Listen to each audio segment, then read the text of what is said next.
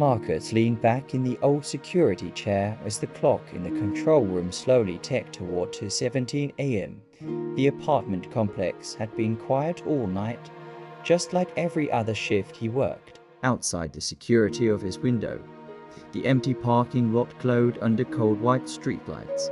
The room smelled faintly like old coffee and dust as Marcus watched the glowing security monitors. 20 small screens showed different hallways, elevators, and entrances throughout the building.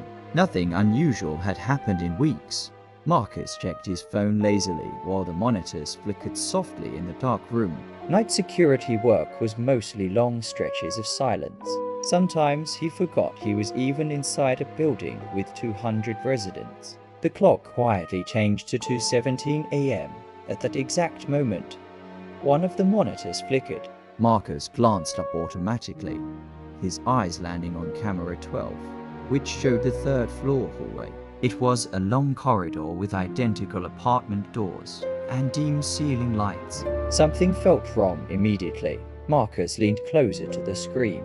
At the far end of the hallway, a dark shape stood motionless near the corner. Marcus frowned.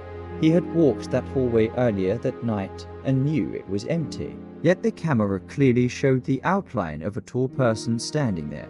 He looked at the screen carefully. The shape didn't move. Marcus grabbed his radio and stood slowly from the chair. Residents sometimes wandered the halls late at night, but this felt different. The figure looked completely still. He opened the camera controls and zoomed in slightly. The image became grainy but clearer. The figure looked like a tall man wearing a dark coat, but something strange stood out immediately.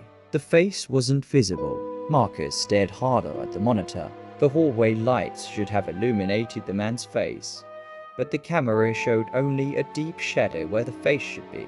Marcus muttered quietly to himself, probably just the camera glitching. Still, he decided to check the hallway in person. He grabbed his flashlight and stepped out of the security office. The building lobby was silent, except for the soft hum of the vending machine. Marcus walked toward the elevator. Inside the control room, camera 12 continued recording. The shadow figure remained perfectly still. Marcus rode the elevator up to the third floor while the numbers slowly changed above the door. The quiet elevator ride felt strangely long tonight. Something about the monitor image kept replaying in his mind. The elevator opened onto the empty hallway. Marcus stepped out and looked down the corridor. It was completely empty. The same quiet carpeted hallway stretched ahead with rows of closed apartment doors. The lights hummed softly above. Marcus walked slowly toward the far corner where the camera had shown the figure. He shined his flashlight down both directions of the hallway. The beam revealed only silent doors and framed emergency exit signs. Everything looked completely normal. Marcus sighed and shook his head. "Camera glitch," he said quietly. He turned and walked back toward the elevator. Back in the security office, the monitors continued running. On camera 12, the tall shadow figure slowly turned its head. Marcus returned to the control room a few minutes later and sat back in the chair. He took a sip of cold coffee and glanced casually at the monitors again. Then his entire body froze. Camera 12 still showed the hallway, and the figure was still there. Marcus leaned forward slowly, confusion spreading across his face. "That's impossible," he whispered. He had just walked that hallway himself, but the camera clearly showed the tall shape standing exactly where it had been before. Marcus checked the timestamp on the recording. The figure had not moved. Marcus felt a slow chill move down his back. He rewound the footage slightly to watch what had happened while he was upstairs.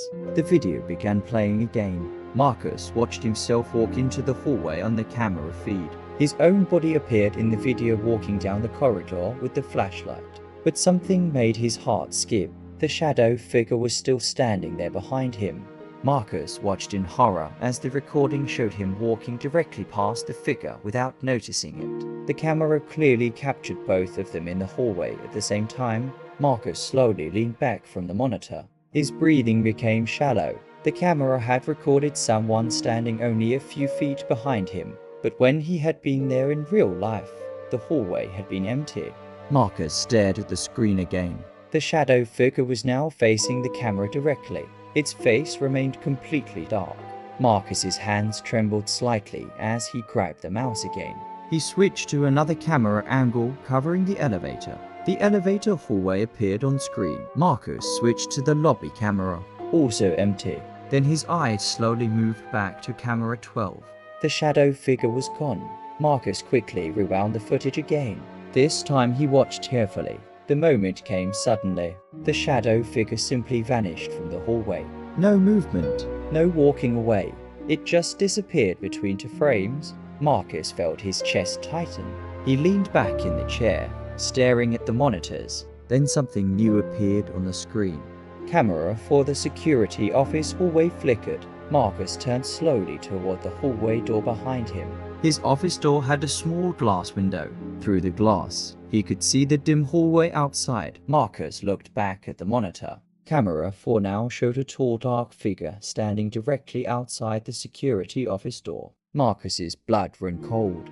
He slowly turned his head toward the door again. The hallway outside still looked empty. Marcus looked back at the monitor. The figure was closer now, standing inches from the door. The dog shape leaned slightly toward the glass window. Marcus stared at the real hallway again. Nothing. Then the door handle slowly moved.